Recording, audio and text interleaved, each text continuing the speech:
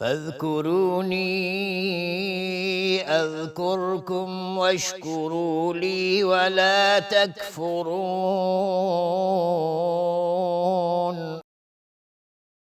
پس به یاد من باشید تا به یاد شما باشم و شکر مرا گویید و کفران نکنید.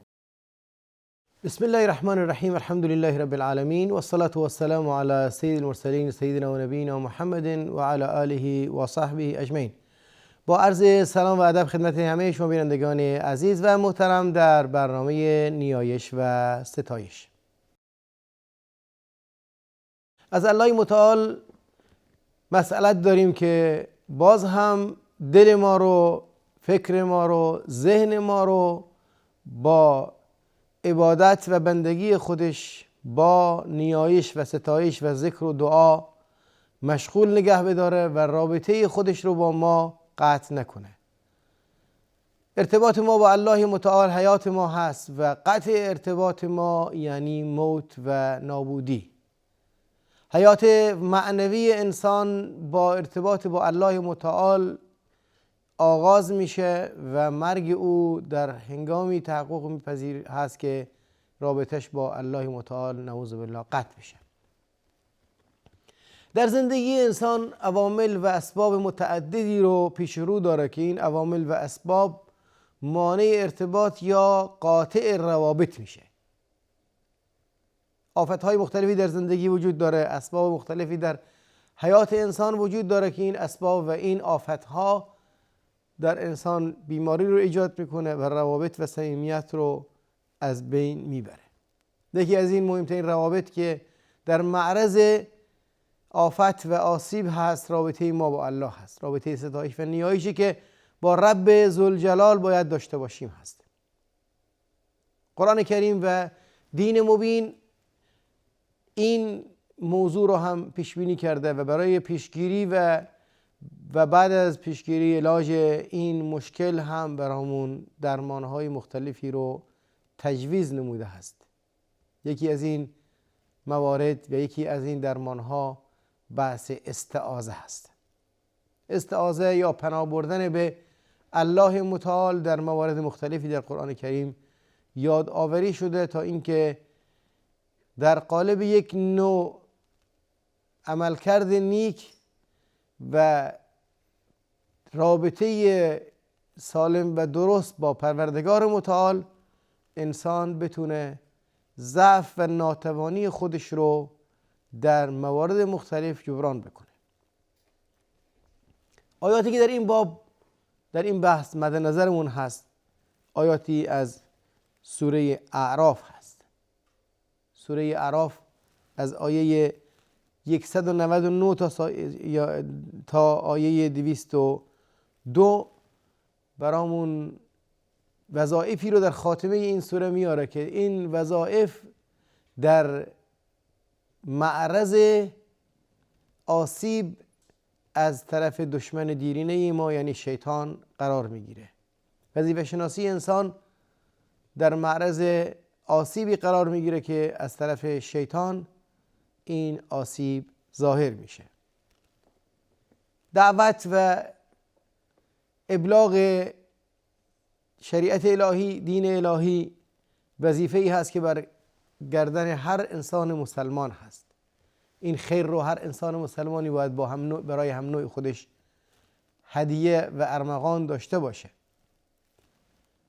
ولی اسلوب و سبک و رفتاری که میتونه این ارمغان رو به درستی به مخاطب انتقال بده اون خیلی مؤثر هست در اینکه حیثیت و جایگاه این ارمغان محفوظ بمونه. اخلاق و رفتار انسان دعوتگر مؤمن در ارتباط با ابلاغ رسالت الهی موضوع خیلی مهمی هست. آیه 199 در سوره اعراف الله متعال میگه خذ العفو و امر بالعرف و اعرض عن الجاهلین. گذشت رو چنگ بزن، محکم بگیر، یعنی اینکه در مقابل رفتار سوء و بد دیگران واکنش نشون نده، یعنی صبر کن، شکیبایی کن، انتقام جو نباش. مخالفت، دشمنی و درگیری دیگران تو رو به دشمنی و مخالفت نکشونه. اعراض و دوری کردن و روی گرداندن مخاطبین مانع انجام وظیفه شرعی در تو نشه. عقده و کینه تو رو ایجاد نکنه که در قبال فرد مخاطب کینه ای رو در دل داشته باشی. دل خودتو صاف نگه بدار. آسیبی به تو رسوند، به تو گفت، به تو آسیب بدی اعمال کرد، با عفو و گذشت از او بگذر. راه اصلاح به طور طبیعی خار و خاشاک بسیار زیادی داره. آسیب‌های بسیار زیادی رو بر انسان وارد میکنه. مشکلات بسیار زیادی رو داره. هدیه‌ای رو شما میخوای به طرف مقابل خودتون برسونید، ولی اون طرف هدیه رو فکر میکنه که دشمنی هست باش. فکر میکنه که این طمع یا توقع غلطی رو داره. در دل کینه نداشتن و دل رو صاف نگه داشتن و انتقام نجستن بهترین اخلاق والا و وارثه ای هست که در ضمن عفو و گذشت شکل میگیره. خود العفو و امر بالعرف. بعد از این به نیکی امر بکن. امر به نیکی و درستی بکن. با تو بد بودن تو بد نباش.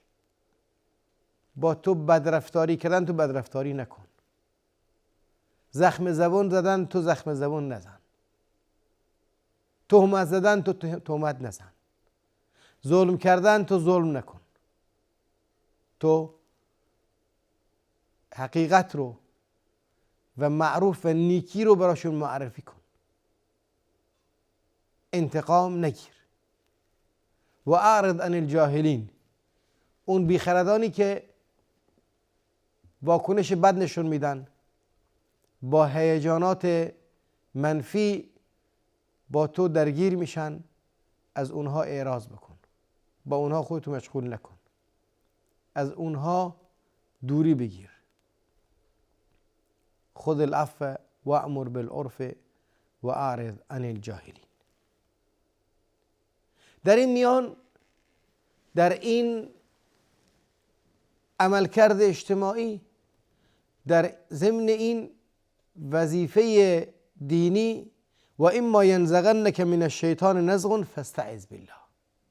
هر جایی که شیطان بخواد نوعی از کینه و کدورت رو ایجاد بکنه، فاصله بندازه بین تو و بین مخاطبین، بین تو و جامعه، به الله پناه ببر.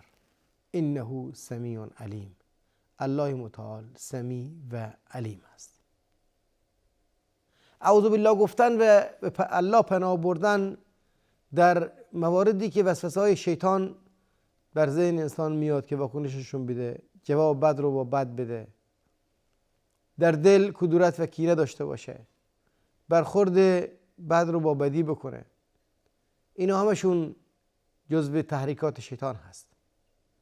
در این مواردی پناه جستن از الله متعال، به پناه بردن به الله متعال و از او کمک خواستن علاج موضوع هست.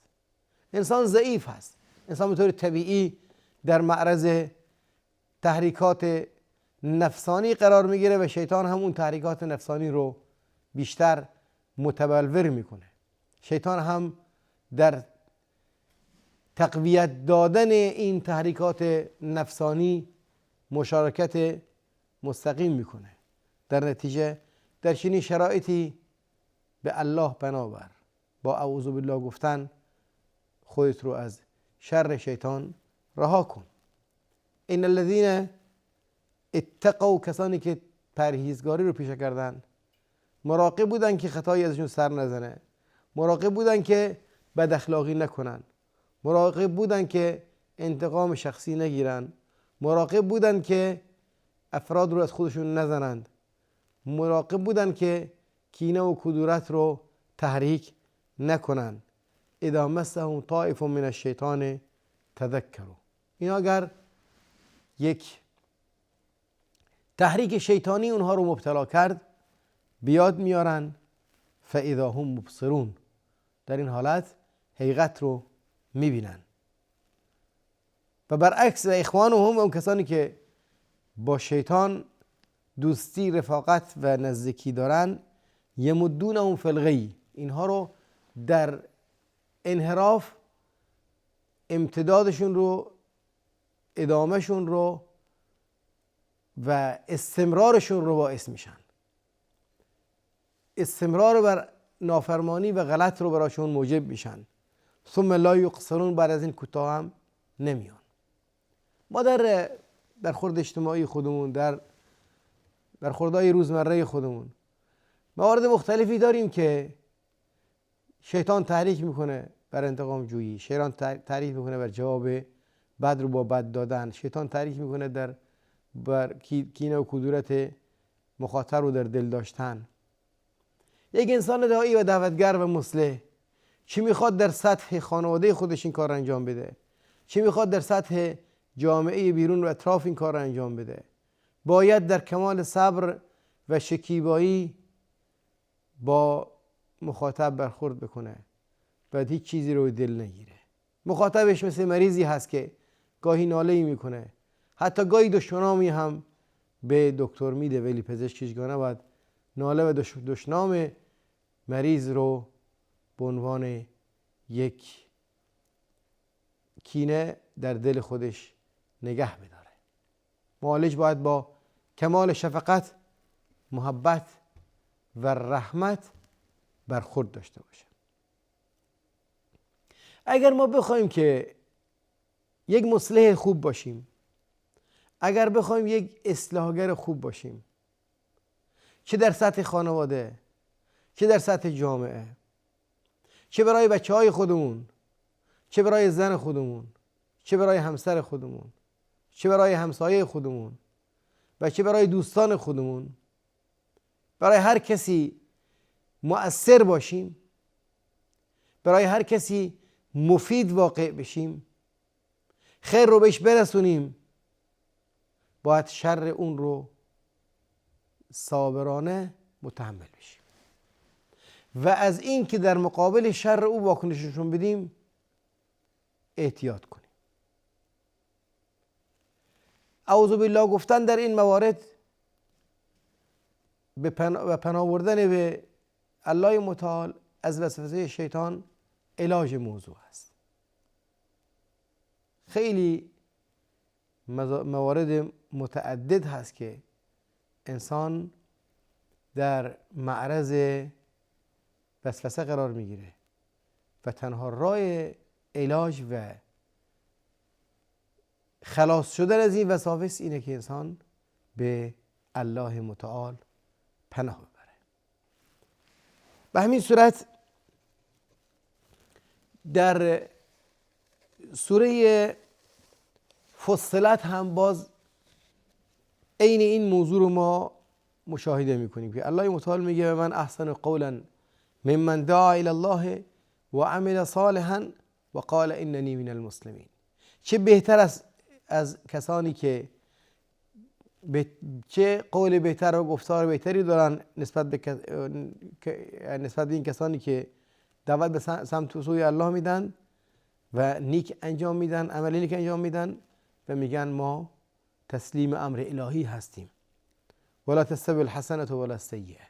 در این میان نیکی و بدی با هم برابر نیست، واکنش خوب و واکنش بد با هم برابر نیست. دعوت به نیکی میدید، به خیر میدید، طرف برخورد میکنه، واکنش خوب نشون دادن، صبر کردن با بی صبری کردن با هم برابر نیست.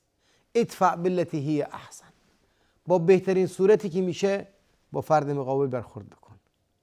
فکر کن که چه سبک و اسلوبی میتونه براش علاج باشه و میتونه اون رو به ندامت و تفکر و تأمل وادار بکنه. بحث سلطه‌جویی به طرف مقابل نباشه، انتقامگیری و تخلیه عقده نسبت به طرف مقابل نباشه.